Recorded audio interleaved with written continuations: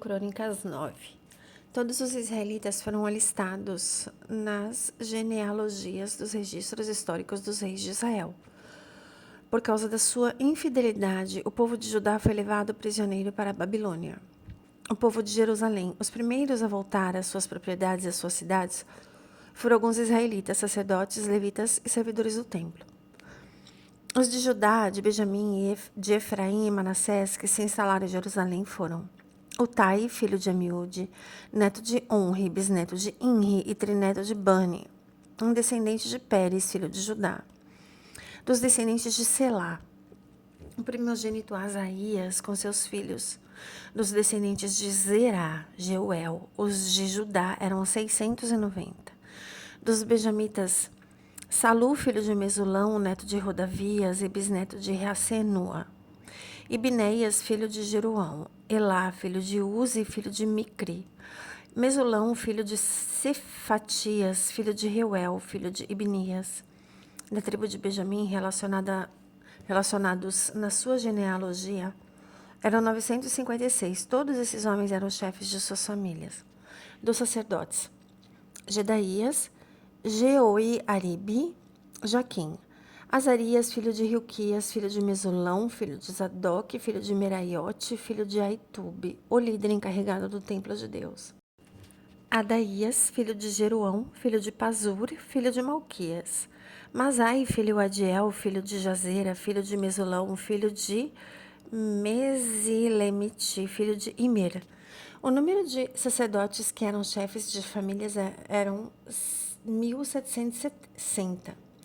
Eram homens capazes, cuja responsabilidade era ministrar no templo de Deus. Dos levitas, Semaías, filho de Hassub, filho de Asricão, filho de Razabias, um merarita. Baquebacar, Heres, Galal, Matanias, filho de Mica, filho de Zicri, filho de Asaf, Obadias, filho de Semaías, filho de Galal, filho de Gedutum. Berequias, filho de Asa, filho de Eucana, que vivia nos povoados dos Netofatitas.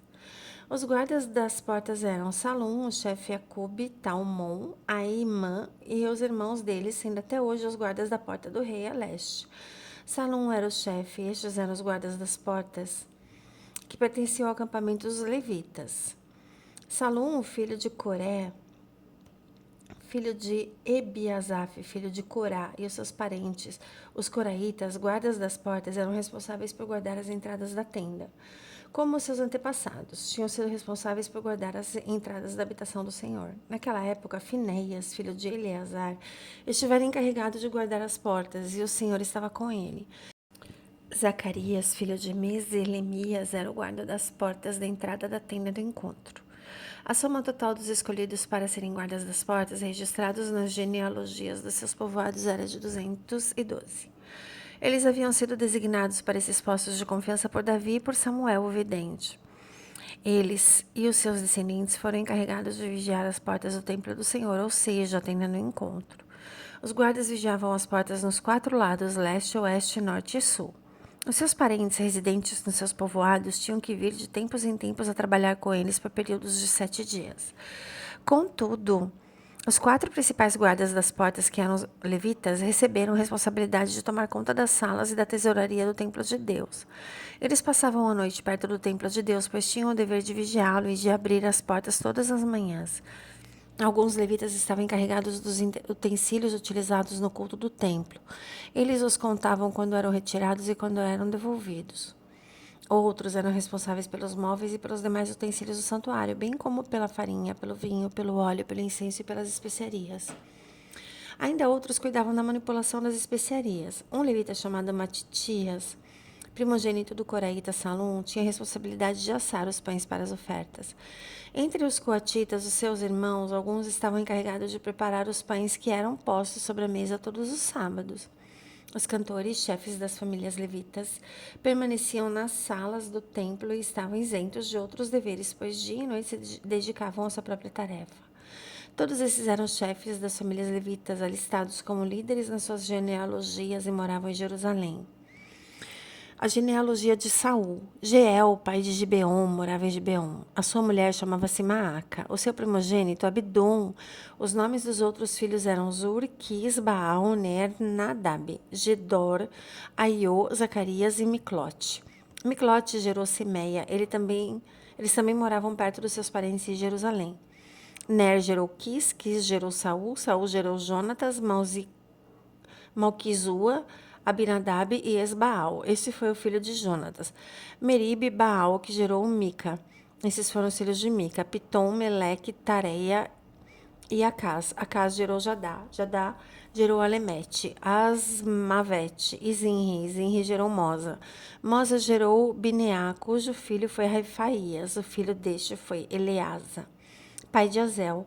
Azel teve 6 filhos, cujos nomes foram Asricão, Bocru, Ismael, Searias, Obadias e Hanã. Esses foram os filhos de Azel.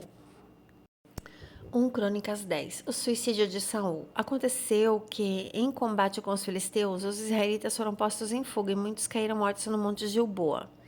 Os filisteus perseguiram Saul e os seus filhos e mataram Jonatas, Abinadab e Malquizua, filhos de Saul.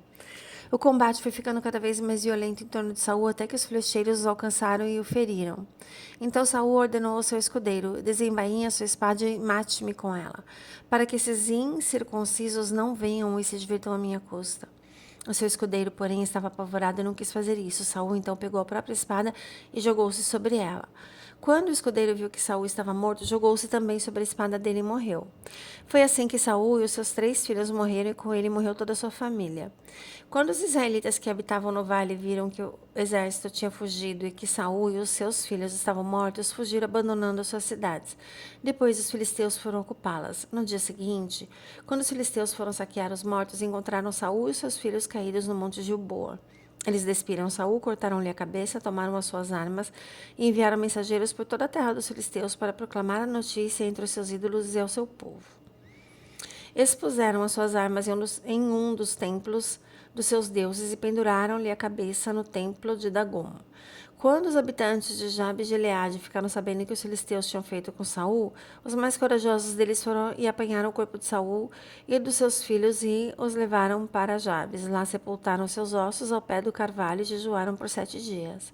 Saul morreu dessa forma porque foi infiel ao Senhor, não foi obediente à palavra do Senhor e chegou a consultar uma médium em busca de orientação, em vez de consultar o Senhor. Por isso o Senhor o matou e deu o reino a Davi, filho de Jessé. Glórias a Jesus.